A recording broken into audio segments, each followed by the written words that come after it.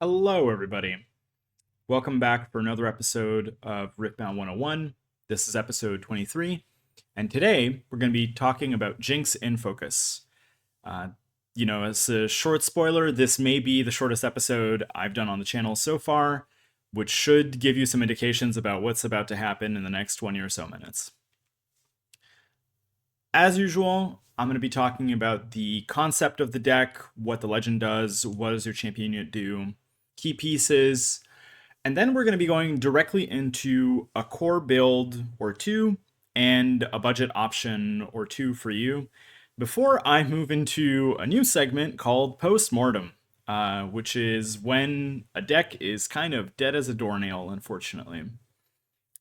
It's not quite as dire as that, but it might as well be. So, Jinx's key, or Jinx's legend, is loose cannon. So, at the start of your beginning phase, you draw one if you have one or fewer cards in hand.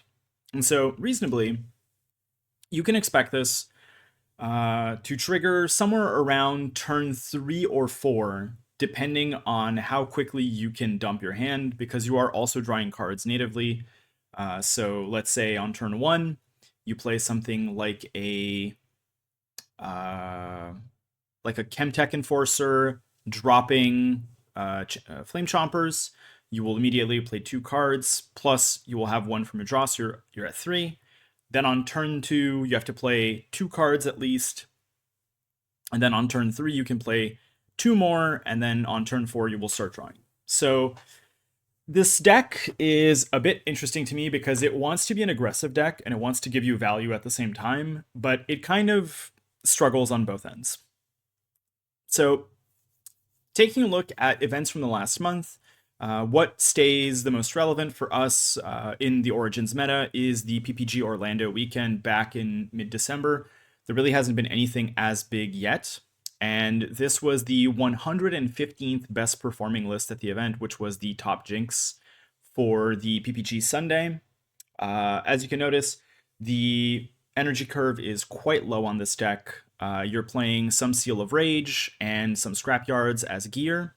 And then everything else is really like your core red and purple units and spells that are some amount of discard, some amount of discard payoff, some interaction, your Jinx legend or your Jinx champion unit, and depending on the build, some other stuff. This one actually plays Immortal Phoenix, so it's a bit more of a removal heavy list. And the other version that was also at the PPG weekend on the Saturday and wound up, I think, 336th out of 501 is a significantly more controlling version of this deck that tends to lean on Mind Splitters and Volibear Furious, of all things. So this deck, I think, compresses less tempo, but gets a lot more value out of Jinx's champion ability. So in the first deck, if you're trying to reasonably win the game within like 5 to 6 turns max, you're maybe getting 2 cards out of your Jinx champion. In this one, you might get some more. And what you're likely to find in every Jinx shell from now until the champion is retired is, on the one hand, sources of discard. Most decks tend to run about 10. These include, well, I'll talk about them, but they include different kinds of discards, some repeatable, some not. And then you're going to have some discard payoffs. And discard payoff is kind of a very catch-all term because some things want to be in the graveyard, some things want you to have filled graveyards, some things want you to discard them for value, and in general, Jinx also gets value out of discarding cards from your hand because that means you're going to start drawing some more. And then the deck is actually like remarkably light on interaction compared to most of the decks we've been covering on the channel. So the name of the game is to dump your hand as quickly as possible, and that really entails tempo at all costs. This is maybe like the most upfront run units at you deck that we've covered so far. Maybe even more than Darius, who wants to like play units or spells in pairs. Jinx just wants everything out of your hand as quickly as possible. Now, there are some limitations with that, and I think, they can be pretty easy to spot now, given that we're on episode 23, which is you have to run a lot of units that discard stuff from your hand, and the amount of cards that care about discard or filled graveyards is still relatively limited with Origins. I'm not saying Jinx won't ever be good, but I think it's a severe limitation to have to go down to about one card or zero on your opponent's turn, which means that the combinations of cards that they have to play around is quite limited. Think if you've ever played against somebody who's on Master Yi and they're sitting on 6 energy and like 5 cards in hand. It's a pretty scary thought because the amount of stuff that they have is relatively elevated. Jinx is kind of the opposite. Their hands will usually only have one piece of interaction, and there are some ways to get around that. Like hidden cards, for example, will still allow you to nominally empty your hand but keep some stuff for interaction. But it can be pretty rough. Okay. Key pieces. So I mentioned you have things to discard to thin down your hand, you have discard payoffs, and then you have what we could qualify as stabilizing. So I'm going to talk about a specific card that's not a piece of removal, but that I think is kind of necessary in these decks. So your discard engine, the first couple of cards that you want, are obviously things like Chemtech Enforcer, Traveling Merchant, and Jinx herself. Red Jinx happens to be your champion unit like 99% of the time. Some versions will run Jinx Rebel. I think that card is more of a discard payoff, and you are woefully in need of discard enablers. Likewise, Jinx Demolitionist is one of your few accelerate units that also has assault. So she's actually pretty beefy on offense. You can get like a 6 might accelerate unit for 4 and 1 energy, and she discards you 2 cards.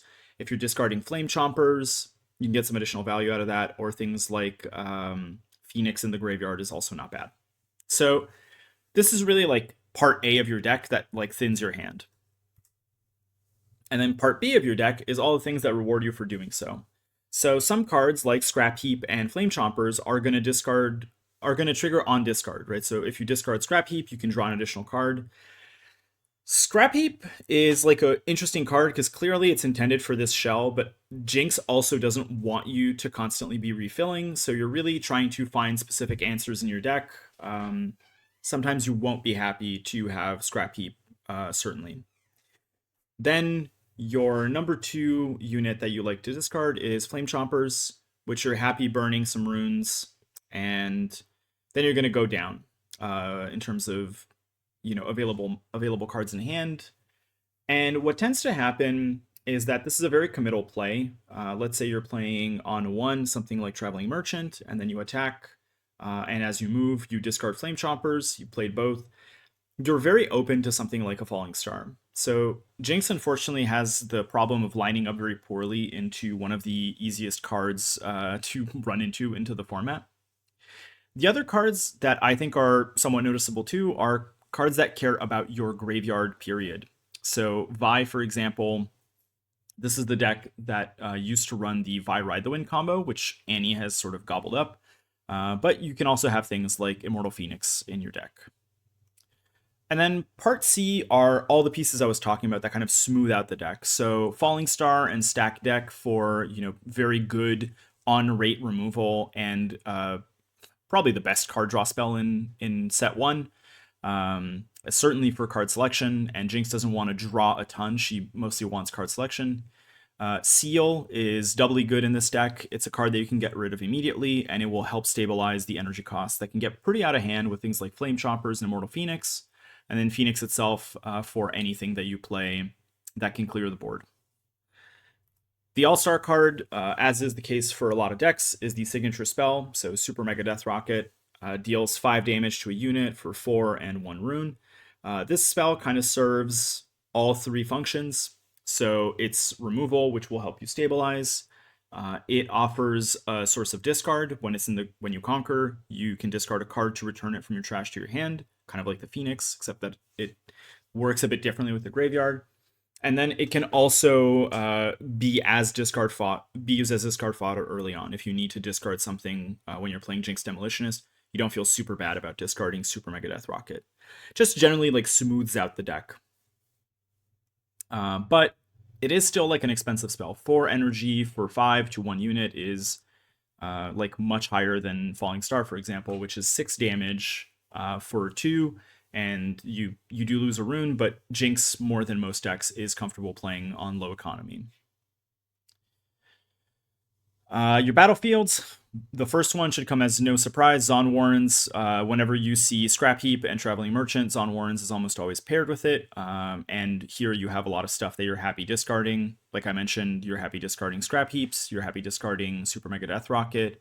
You're happy discarding Immortal Phoenix. And then this fills up your graveyard for Vi, at which you're more likely to see given how much you will be discarding and drawing. Another battlefield that's pretty common is the Arena's Greatest. It's your stock aggressive battlefield. I think for most Jinx builds, it will be the battlefield that you tend to see second, and it's your going first battlefield. And then you have some choices. The list I was looking at show Reavers, which I think is kind of a suicidal choice when the meta has so much Annie and Kaisa who use it better than you do. I would much rather, for example, recommend Targon's Peak, which will open up some energy for the one spell that you have in hand, or Candle It to fix the top of your deck on Conquer. It's kind of the battlefields.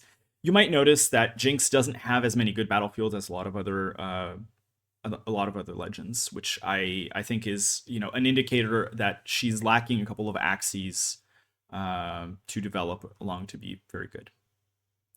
So the core builds. I'm going to show you two builds that have been placing well, or reasonably well for Jinx in the last month or so. Really, there are not that many, especially at larger events. So this is Matthew Laria's rank 115 at the PPG Sunday.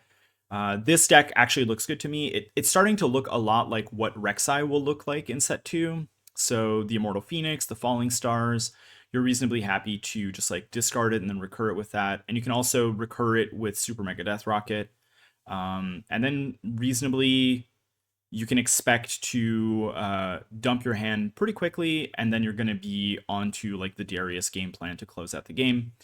Cards like Noxus Hopeful reward you for like super fast tempo. So like turn 1, you could see something like Seal of Rage stack deck, Noxus Hopeful. And then turn 2, you play like Chemtech and Flame Chompers, and you've actually managed to hit the one card in hand. This deck can do it. Matthew runs the Reaver's Row. I'm a bit scared to do it, but you do you. And then your closer is almost always going to be Vi Ride the Wind. So you play Vi, you empty out your graveyards, and then you ride the wind into the first battlefield, and then you gank into the second one, scoring from 6 to 8. So Jinx does get to access the famous 6 to 8 score in one turn kind of maneuver, and sometimes you're also going to be able to do it like on your opponent's turn with something like a Darius, so you can ride the wind into a battlefield, score it, then hold, pull him back, and then play another 2 spells to move him into the other battlefield. So the sort of like Cleave Darius and Vi Ride the Wind combinations are pretty standard for most decks.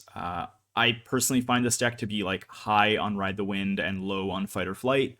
Also, no Rebuke seems kind of suicidal to me.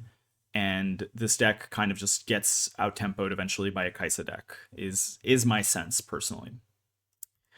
The second deck, the Corey Edwards rank 3, so it was 336, not 366. The PPG Orlando Saturday looks almost entirely different. So it's going to have some key pieces like Chemtech Enforcer, but what this deck wants to do is really discard its hand early so that you can ramp like fairly steadily, remove your opponent's threats with things like Void Seeker, Get Excited, and Super Mega Death Rocket.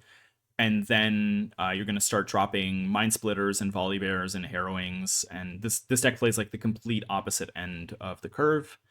And your sideboard's a bit more toolboxy. So it's going to run 1 Falling Star for like aggressive matchups. Sky Splitters, presumably more for mid-range Yi, and Possession as well, and then Rebuke as well. So this deck tends to like use its sideboard to tech into slower decks that are matching its pace. Yeah, these are like your 2 options. And in general, I always like to offer some budget options. So evidently with Jinx, your first budget option would be to just buy the starter deck. If you're watching this, I would assume you may have done so, but maybe you haven't, and that's quite a fine place to start. You're not going to get a ton of value out of the cards in the box. So if you're buying it for like equity, I would recommend not doing that. And your other option is to build something like this. So this is Majodian's budget. Why I consider it like to be a budget Jinx. This placed like third in a top 38, like in a 38 person skirmish recently. This deck I quite like a lot, actually. If we're talking about like very low budget decks, battlefields, Zon, and arenas. And I like Windswept when coming back from behind. It lets you sort of try to gank a little bit more. And this deck tends to smooth out its draws a little bit more with one additional copy of Stack Deck. You're also on Triple Revive, Triple Ride the Wind, Teemos, which you can play them hidden to empty out your hand, as well as more Fight or Flights, and Sneaky Deckhands to like catch some points early on. So this deck plays a little bit closer to what Annie looks like, but without as much mana up. And so I would recommend this one. I think in here, the only cards that are likely to be expensive are Falling Star and Stack Deck, and those are cards that are going to go in every red or purple deck, and I think you can be happy with that investment. Your sideboard, Acceptable Losses, and Fading Memories are for Aurora decks, and Fading Memories is also for Set, and then Rebukes are really for like your bigger unit decks. So you would tend to replace Gusts with Rebukes if you're playing like a slow deck, for example. So the price points, I think the starter and the budget are about like $5 off. So my recommendation would be if you're okay buying singles, just get the budget option. It'll probably be a more solid feeling deck than the Jinx starter. But if the Jinx starter is cheap, you also get a booster, so that's nice. And then the aggro and control variants, I think they're under $150, which is still expensive. But I would recommend probably the aggro version. I feel like it's a more solid deck, and getting access to cards like Darius Trifarian and Immortal Phoenix for the next set is not a bad idea at all. The control version is it's less expensive, but I think it's going in a more controlling direction that I'm not sure is going to serve you well long term. And both decks are on Seals of Rage, which are not terrible investments. But I'm going to talk about something in a second that might change that recommendation. So usually this is where I would finish the video and I would tell you, like, go play these, have fun. But I feel like with Jinx, I wouldn't be doing my due diligence if I wasn't doing a post-mortem to really talk about, like, maybe this is not a deck that you should be investing now. And I'm of two minds because I always try to make recommendations for decks on the channel that people might enjoy. But also, I feel like if I tell you to go spend $50 or more and you're playing a deck that is going to feel awful, then you might resent that. So I'm trying to give you both options. When I was trying to come up with lists that made sense for this event, it quickly became evident that Jinx has only been played 27 times at all events since December 1st in any context. In Origins, which is not a lot, and it's kind of hard to recommend that to players when most of the records are like 1-3s, 1-5s, like a lot of losses, very few wins. So in general, there's not a lot of sample size, and the deck tends to lose a ton. So that already feels pretty bad. And when we look at the win matrix, Jinx doesn't have a ton of data, but if the data is reliable, has horrendous matchups into Kaisa and Master Yi, only being favored into Annie. Also, kind of tends to fall over to Victor and Set. But basically, it loses to 5 out of the top 6 decks, almost like at astronomically bad rates. Which, like, if I was watching this, I would tell you to not play this deck, to take all of the red cards and either play like a very budget Kaisa deck, or take the purple cards and play a very budget Yasuo deck, or if you have access, to play Annie. And I don't feel good saying that, but I really want to be upfront that, like, this is a pick if you want to compete for medal cards at tournaments, or if you want to be a Jinx specialist, and that might change, but especially going into set 2, I feel a bit reticent about that. Now, For anybody who's been taking a look at Spirit Forged, people are making jokes about the purple deck Exodia, which is the sort of miracle engine where these 5 cards are going to go into most purple decks that are not Irelia and are going to form the core of an extremely intensive draw engine, including the addition of Called Shot and Ezreal and Fizz. Ezreal also technically a discard card, but not one that really works well with Jinx because you actually end up card positive. And so there is a chance that the best way to play Jinx in a month's time will just be to slot in this engine that takes 15 of your cards, and now you are playing this deck along with Razas and Battering Rams, and you are just kind of like a worse Annie, and Annie is kind of a worse Draven. And so there is a world where you can play Jinx in the coming set, and basically what will happen is that you get to draw like 2 or 3 cards more a game, whereas Annie gets to have runes up every end of turn, and Draven gets to draw like 6 to 10 cards more than you do. So just keep that in mind. Like, this is an option, and it's something that might happen. So yeah, this is kind of like the purple red Crucible is kind of like the cards in purple are, I think, exceptionally strong, and that's been borne out, I think, at the Bologna event a couple weeks back and at the Fuzhou Open recently. Draven is certainly at the top of that, and it is reasonable to expect that like whatever ends up happening that might have been good for Jinx will just be better in Draven. And unfortunately, to my knowledge, there's only one card that was given like hard discard synergy aside from Ezreal, and that card is not good enough for Jinx to really make it out of the doghouse. So for now, you can play Annie, and in about like a month's time, if you really like the color pair, you can play Draven, or if you are happy to settle into that tier, you can play Jinx. I don't want to sound bitter, but aside from like Garen, this might be the hero that I feel the most bamboozled by in terms of like trying to understand what it does, especially coming from Legends of Runeterra, where Jinx was a premier deck for like a very long time. Like, discard aggro was very good for a while. So, not the happiest of episodes, but it covers our Jinx in focus. And so the answer is like maybe build the budget or wait to see what happens in the next set. And then if anything is added with the Vi hero that's coming up in Unleashed. Vi's going to be, I think, red-yellow, but you're probably still going to get access to like new red cards that might be useful for you. So that's it. And I will see you next week for another more theoretical video on Monday, probably. Have a nice one.